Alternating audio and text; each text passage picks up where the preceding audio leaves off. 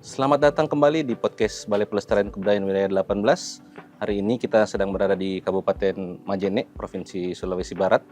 Kita akan membahas terkait pengelolaan pertunjukan seni dan tradisi yang menurut saya saat ini di Kabupaten Majene sedang lagi giat-giatnya. Bagaimana pertunjukan seni dan tradisi itu dikelola menjadi menarik bagi para generasi muda, namun tidak juga kehilangan akarnya. Bersama saya juga telah hadir 3 narasumber yang sangat kompeten di bidangnya yang akan membahas terkait tema kita pada hari ini. Yang pertama ada Bapak Afiat Muluan, Sekretaris Dinas Kebudayaan dan Pariwisata Kabupaten Majene. Ya, kasih undangannya. Ada Pak Zainuddin sebagai pelaku seni dan tradisi. Dan ada Irfan sebagai penggiat budaya sekaligus fasilitator di banyak kegiatan pertunjukan seni dan tradisi di Kabupaten Majene. Bagaimana kabar? Alhamdulillah. Sehat.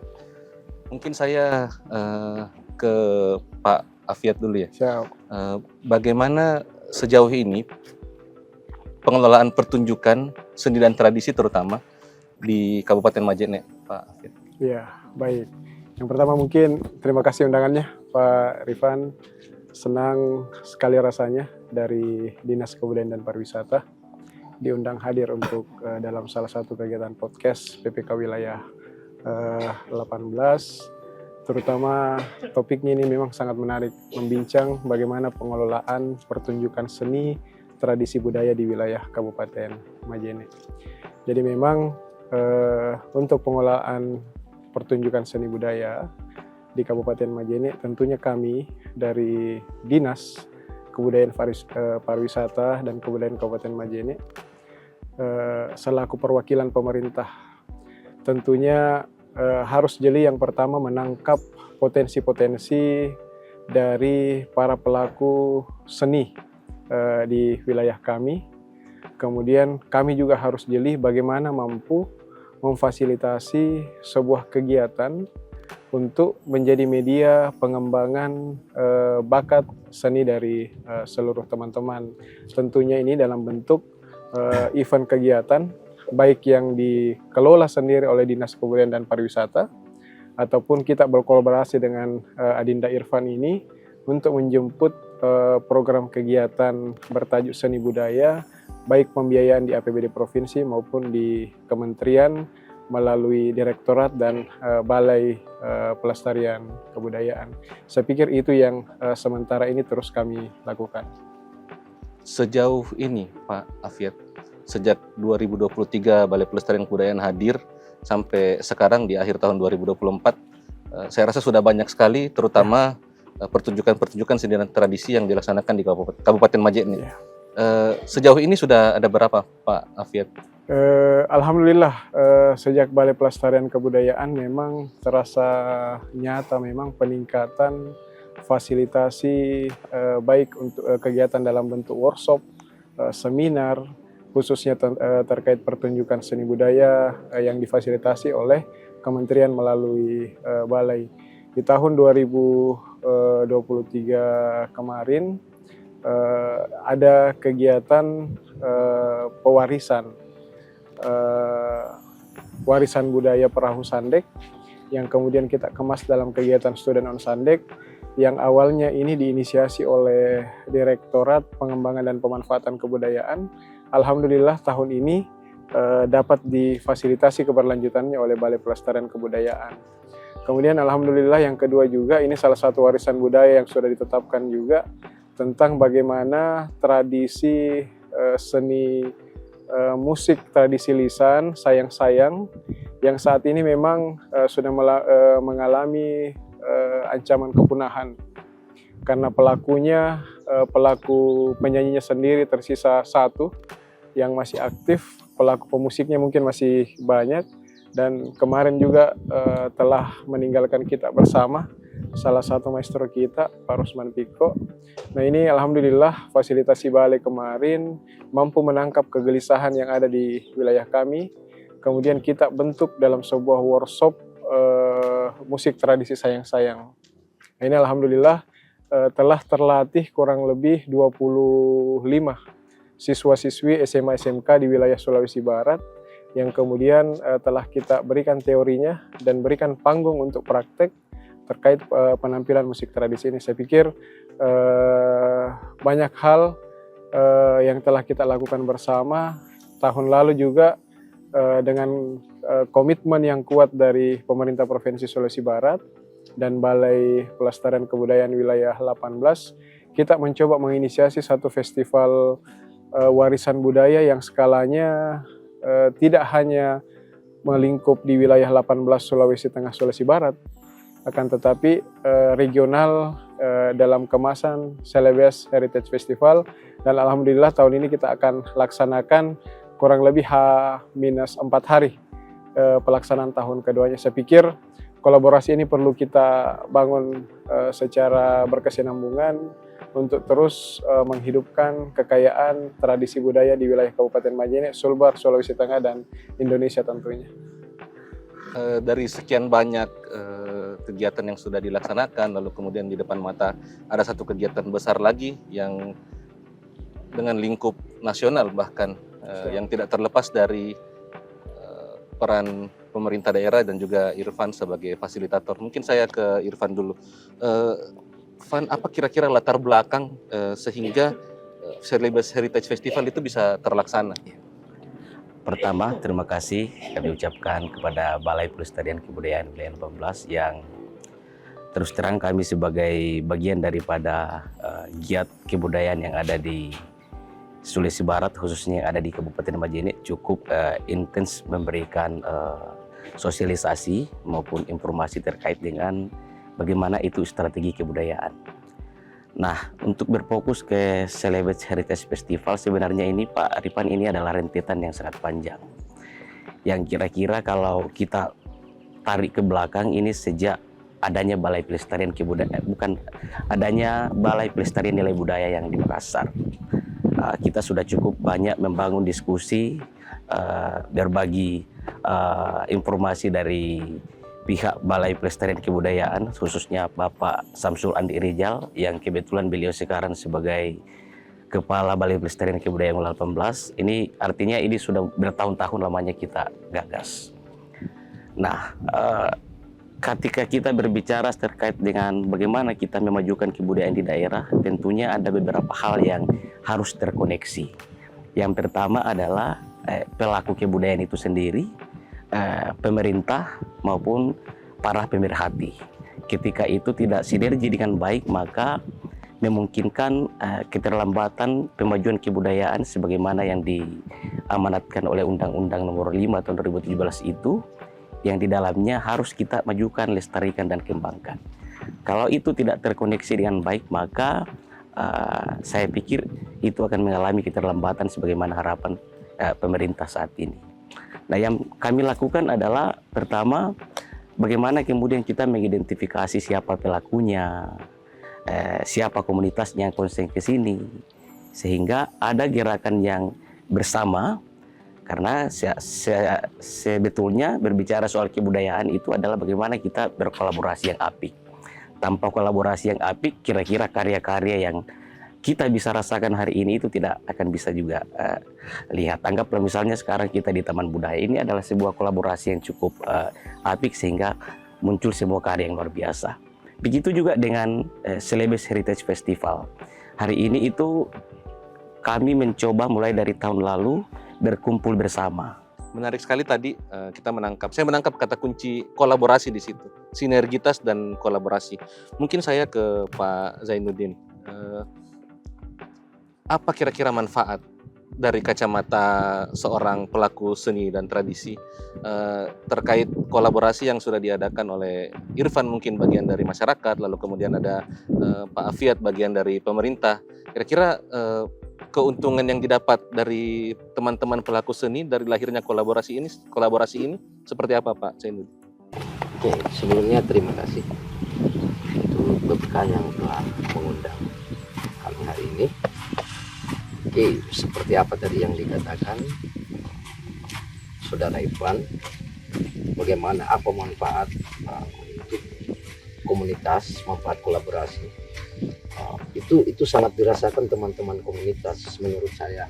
Kenapa? Sebab dengan kehadiran pemerintah dalam hal ini Dinas Kebudayaan dan Pariwisata yang mendampingi teman-teman komunitas, kemudian difasilitatori oleh Saudara Irfan sebagai perpanjangan tangan dari BPK, kemudian kami bersinergi dari antara fasilitator pemerintah dengan komunitas, itu teman-teman sangat merasakan manfaatnya. Kenapa? Sebab yang kemarin-kemarin banyak komunitas-komunitas yang bekerja sendiri-sendiri. Nah, dengan adanya kegiatan seperti ini, itu kami saling bekerja sama meramu dalam sebuah pentas seni. Kemudian terkait tadi apa yang dikatakan bagaimana pengelolaan seni budaya tradisional ini tanpa meninggalkan akarnya, itu yang menarik. Kenapa? Sebab dengan adanya kegiatan seperti ini, itu kami awali dengan riset. Jadi kami tidak ingin mementaskan sebuah pertunjukan seni yang sifatnya temporer.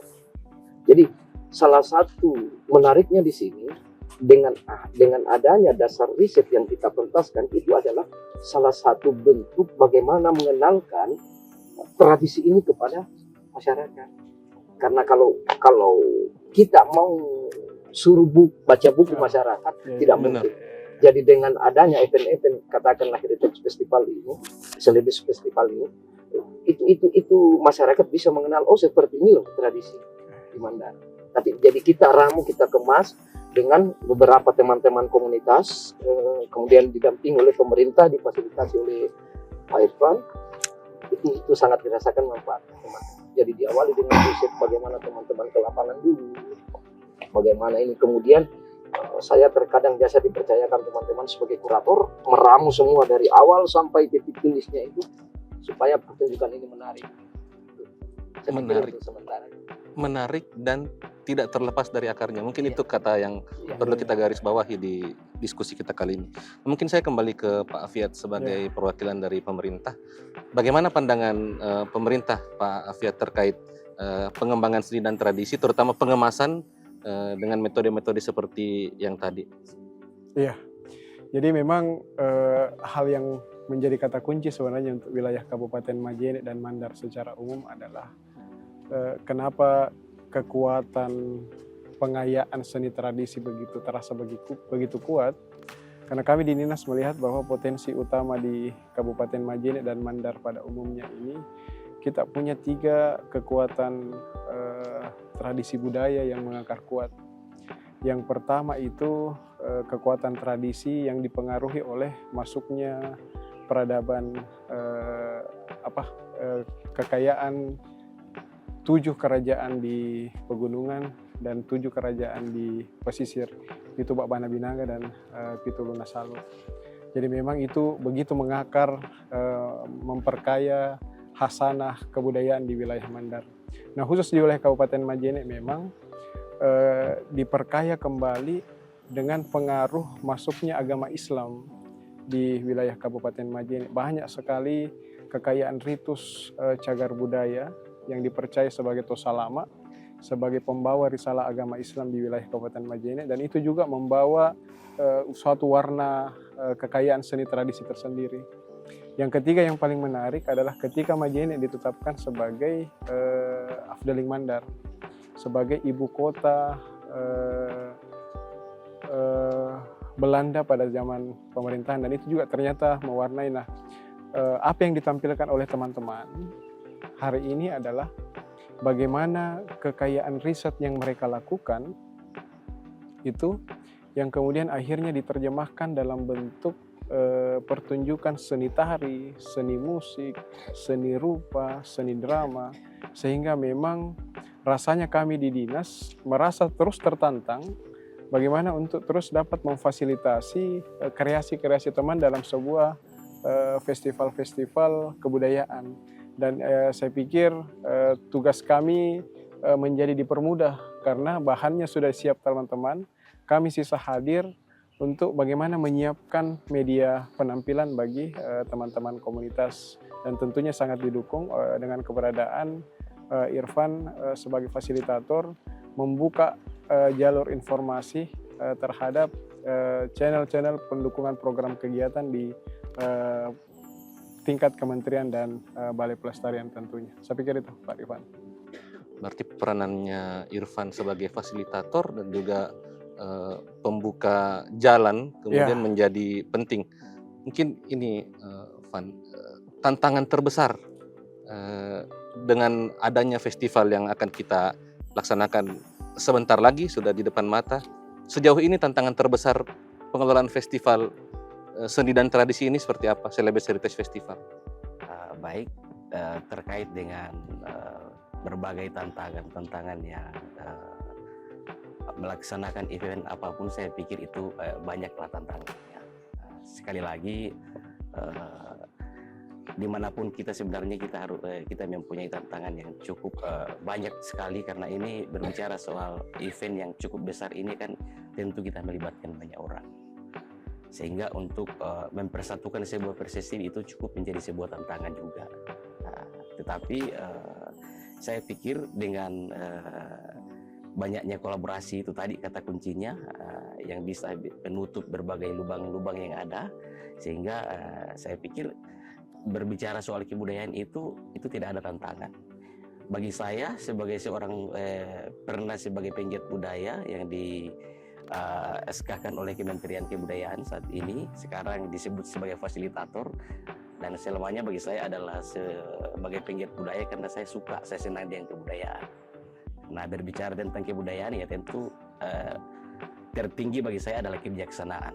Nah, itulah sebenarnya yang dalam pikiran kami, bagaimana kemudian kita meyakinkan kepada semua kawan-kawan bagaimana kebijakan itu, bagaimana kebijaksanaan kita dan nilai-nilai yang terkandung dalam kebudayaan lokal kita itu bisa diimplementasikan dalam keseharian, entah itu dalam pementasan, entah itu dalam sebuah kegiatan yang lain, itu tidak terlepas dari itu.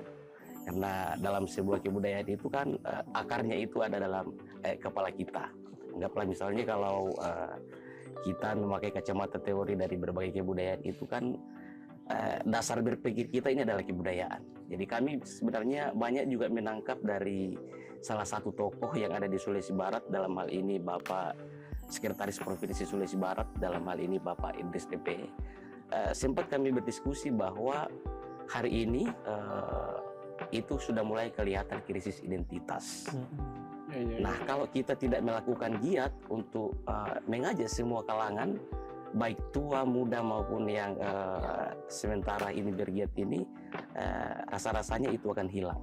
Sehingga kita harus mengorkestra semua ini, sehingga apa yang kita pikir itu kita kembali ke nilai-nilai yang ada dalam ditanamkan oleh nenek moyang kita. Kira-kira seperti itu. Nah, kapan itu kita memegang nilai-nilai lokal itu, maka harapan daripada undang-undang pemajuan kebudayaan tentang gotong royong itu saya pikir itu akan mudah terimplementasi dengan baik. Dan saya pikir kalau teman-teman sudah memahami roh dari itu, maka tantangan dalam melakukan sebuah kebudayaan itu, giat-giat kebudayaan, saya pikir tidak adalah tantangan yang cukup bisa kita katakanlah sebuah permasalahan yang ada. Kira-kira begitu.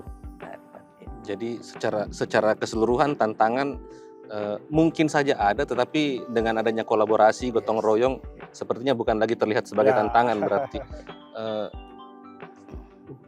Mungkin sedikit ke Pak Zainuddin sebagai salah satu kurator dalam kegiatan festival Celebes Heritage Festival yang akan kita laksanakan nanti, dengan begitu banyak tadi Pak Afiat menyinggung, dengan begitu banyak karya budaya dan tradisi, lalu kemudian dengan adanya riset yang mengharuskan kita agar tetap berpegang teguh ke akarnya, lalu kemudian adanya banyak kolaborasi baik dari pihak manapun, kira-kira bagaimana kemudian kita meramu itu di Celebes Heritage Festival nanti, bagaimana kita meramu bagaimana karya budaya itu ditampilkan dengan jelas dengan panggung yang lebih modern, agar kita bisa mendekat ke teman-teman yang generasi muda.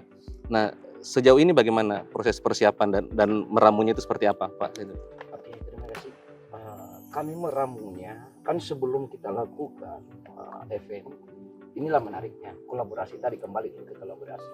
Menariknya dengan adanya pendampingan dari pemerintah kemudian fasilitator, kami dipertemukan dari beberapa komunitas.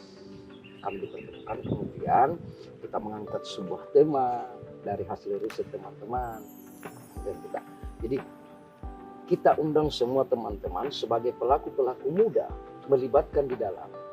Jadi kita aspiratif, menampung aspirasi mereka, maunya seperti apa, maunya seperti apa sanggar ini.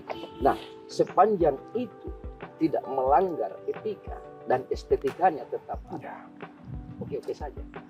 Jadi ada yang kalau saya sebagai kurator ada yang lebih menarik sebenarnya, bukan hanya sekedar berkegiatan, tapi bagaimana menanamkan hasil riset itu, bagaimana kita menanamkan nilai-nilai yang ada di Mandar sebagai kearifan lokal itu ke individu masing-masing. Jadi istilahnya barangkali humaniora ya. Bagaimana menanamkan budaya itu kepada pelakunya. Karena sasaran target kita bukan hanya sekedar berkegiatan, tapi target kita adalah manusia-manusianya ini. Masya Allah. Seperti ini loh peperan Mandar. Iya. Apalagi kan sebentar lagi ini kegiatan Celebes Heritage Festival itu mengangkat tema Wastra. Di situ banyak sekali pemaknaan yang mendalam.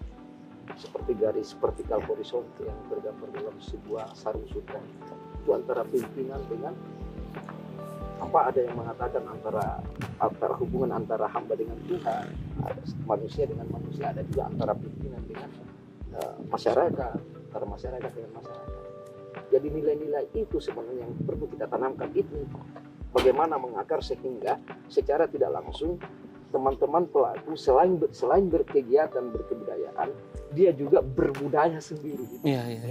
Jadi itu yang saya sebagai kurator selalu menyisipkan itu di mana ya supaya caranya sampai bukan hanya sekedar berkegiatan. Apalagi kan generasi sekarang yang semakin tertantang oleh globalisasi dunia modern, itu kita bisa terkikis dengan adanya tantangan seperti itu. Makanya sejadinya harus ditanamkan.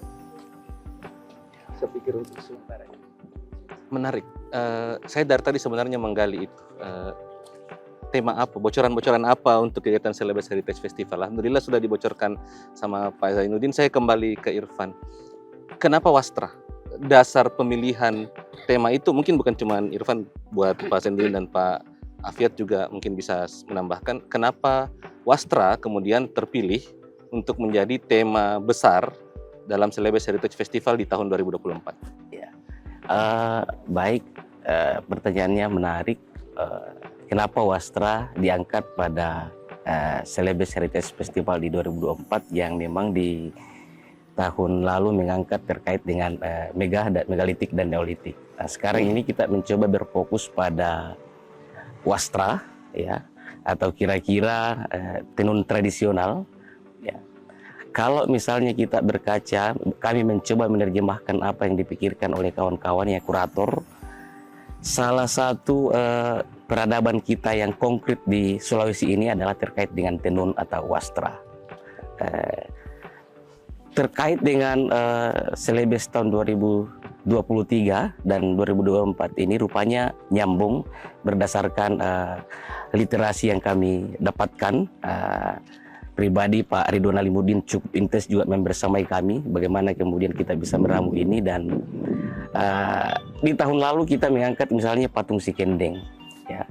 Patung Sikendeng rupanya dia membuka tabir adanya tenun sekomandi yang ada di dalam Kalumpang itu sendiri. Itu memang kita masih butuh riset mendalam apakah memang seperti itu adanya atau memang perlu lagi kajian lebih dalam.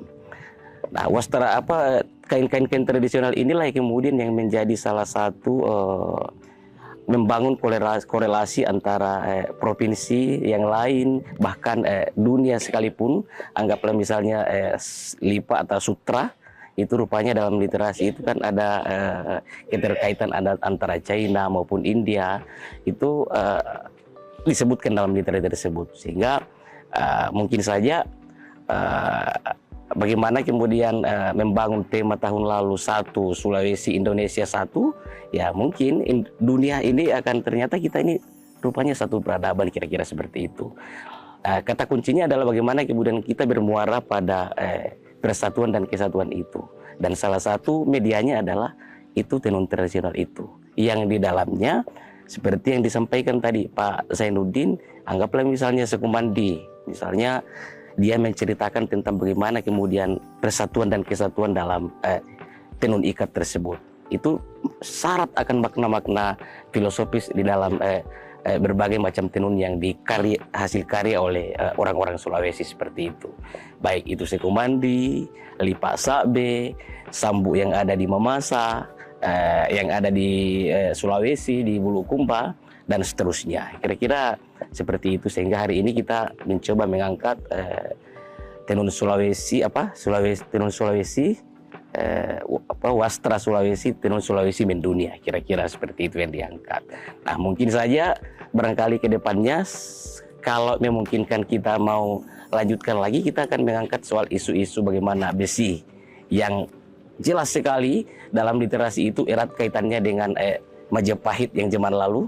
Dia ambil bahan-bahan besi untuk diangkut ke Majapahit dan seterusnya. Itu membuat kita semakin tertantang untuk bisa kita bergiat lagi ke depan seperti itu. Moga-moga dalam hal ini ada fasilitasi dari Balai Pelestarian Kebudayaan 18 ini kita bisa lanjutkanlah ide-ide seperti itu. Mungkin seperti itu Pak Rifan. Ya, terima kasih. Tadi juga sudah disinggung banyak sekali karya budaya, banyak sekali objek pengajuan kebudayaan terutama di Sulawesi Barat itu yang bisa dikemas menjadi sebuah kegiatan atau sebuah festival yang tentu saja memikirkan bukan cuma output tapi juga outcome-nya kepada masyarakat. Nah, menurut kacamata pelaku seni Pak Zainuddin, dari begitu banyak karya budaya yang sebenarnya menjadi identitas dari terutama di Sulawesi Barat sebenarnya. Nah, bagaimana menurut Pak Zainuddin, bagaimana penerimaan masyarakat sejauh ini dari begitu banyak kegiatan yang sudah dilakukan, dari begitu banyak usaha-usaha, riset-riset, lalu kemudian menawarkan bentuk riset itu kepada masyarakat. Nah, sejauh ini apakah cukup berhasil atau seperti apa, Pak? Kalau cukup berhasilnya, berhasil. Bagaimana pesan ini sampai ke masyarakat itu. Tapi kalau bicara outcome, manfaat dari hasil itu, kami tidak tahu secara pasti ya. Tapi kalau hasil, kan terkadang kalau kami habis mentas, itu masyarakat bertanya, biasa penonton pengunjung bertanya, apa sih maksudnya seperti itu? Jadi kami jelaskan, seperti ini. Jadi tergantung materi apa yang kita jelaskan. Kemudian terkadang masyarakat bertanya seperti apa, kami jelaskan materinya seperti itu. Jadi kalau ada yang menarik sebenarnya kalau manfaat secara ekonomi, manfaat secara ekonomi karena pelibatan dalam kegiatan event ini itu bukan hanya teman-teman komunitas tapi pemerintah Kabupaten Majene dalam ini Bupar dengan Saudara Irfan fasilitator itu melibatkan UMKM.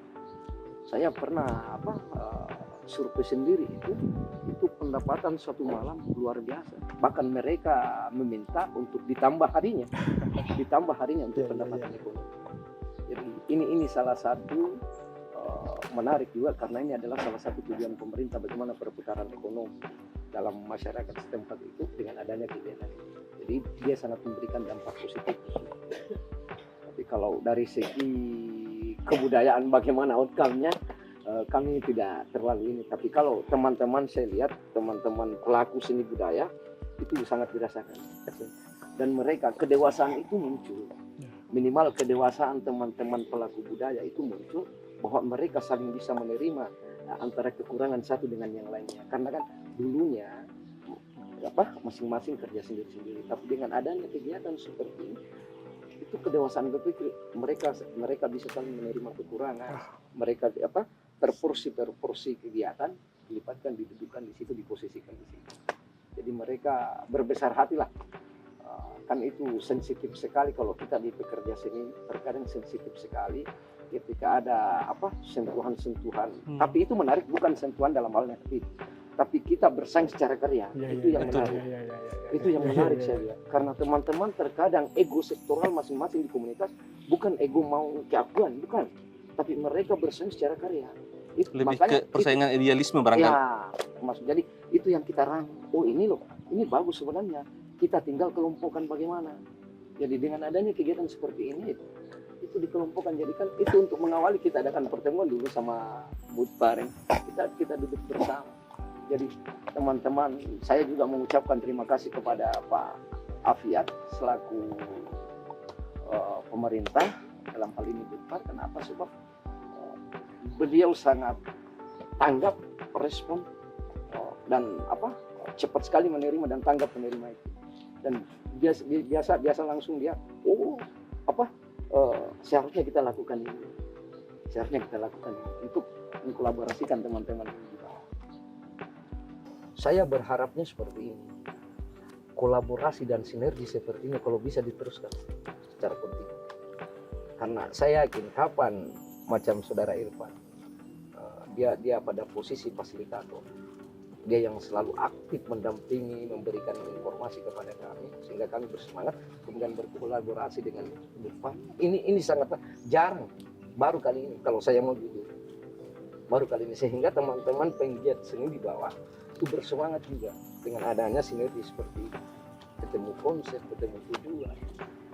Ini kita berharap pelan-pelan ya, salah satu kegiatan tujuan BPK juga kan seperti ini.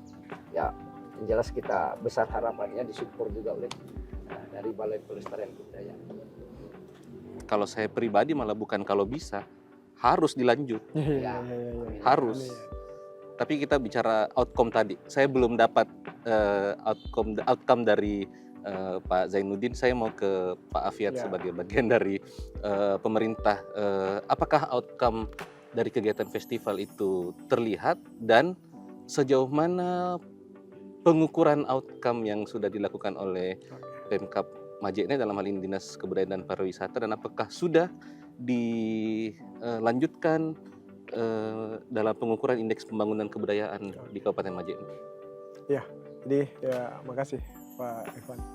Jadi memang karena kami ini basicnya kurang lebih 15 tahun di perencanaan, memang tantangan kami di dinas ini, kalau saya bahasakan adalah kami harus mampu mengukur seberapa besar manfaatnya setiap rupiah yang kita keluarkan di dinas.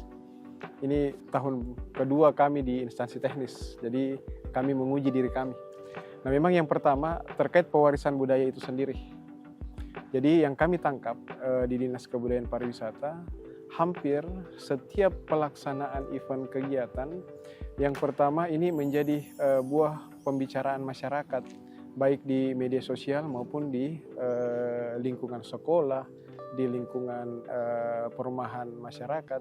Artinya apa? Hampir seluruh konten kebudayaan yang kita angkat ini menjadi bahan diskusi yang menarik. Berarti tujuan dasar kita bagaimana mengenalkan nilai-nilai tradisi budaya yang diwariskan oleh para leluhur kita ini untuk terus kita lestarikan ini. Alhamdulillah dalam pandangan kami itu berhasil. Ketika kita mengangkat tarian Patuduk Tomoane, saya kaget anak saya di TK tiba-tiba mampu menggerakkan itu di rumah padahal dia bukan peserta festivalnya. Ketika kita membicarakan tentang hari jadi, ternyata anak sekolah menjadi paham, oh kenapa tanggal 15, kenapa bulan Agustus, apa peristiwa penting di tahun 1545, itu menjadi bahan perbincangan.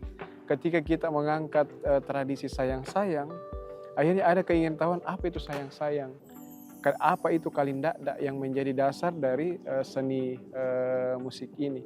Dan saya pikir itu adalah salah satu capaian yang kami pikir penting. Saya sambung kalimatnya Pak Zainuddin, bahwa ternyata untuk melestarikan ini tidak cukup hanya dengan informasi di pendidikan formal, akan tetapi ketika dikemas dalam sebuah festival seni tradisi yang menarik, justru pewarisannya ini lebih nyata, menjadi bahan perbincangan masyarakat. Yang kedua, bahan evaluasi kami adalah tujuan utama berkebudayaan tentu saja bagaimana itu berdampak terhadap perkembangan ekonomi masyarakat. Kalau tadi hasil riset mandiri yang dilakukan oleh Pak Zainuddin berkeliling terhadap pelaku UMKM, terasa nyata memang peningkatan pendapatan dalam pelaksanaan event festival. Tetapi kami tidak mau berhenti di situ. Kami coba mengukur, kalau tadi Pak Rifan memancing dengan sebutan jumlah event, kami langsung mengukur bagaimana dampak event tersebut terhadap perkembangan ekonomi daerah. Alat ukurnya itu enak, kita punya survei BPS setiap tahun. Dan terasa nyata angka pelonjakan di 3 subsektor sejak tahun 2022 dan 2023. Subsektor yang meningkat ini adalah tingkat subsektor akomodasi, konsumsi dan perhotelan. Kemudian perdagangan besar dan eceran. Kemudian yang terakhir ini adalah industri pengolahan. Dan ini kami lihat perkembangannya sangat signifikan di wilayah Kabupaten Majene. Mungkin menarik sekali perbincangan kita. Saya rasa beberapa menit waktu tidak akan cukup, namun durasi juga mengikat kita. Namun saya rasa masih banyak ruang-ruang kolaborasi ke depan. Tapi mungkin sejauh ini kita sudahi sampai di sini dulu perbincangan kita. Terima kasih buat teman-teman sahabat budaya yang telah menonton. Terima kasih kehadirannya Bapak-Bapak sekalian. Terima kasih. Assalamualaikum warahmatullahi wabarakatuh. Kita bertemu lagi di podcast BPK Wilayah 18 selanjutnya.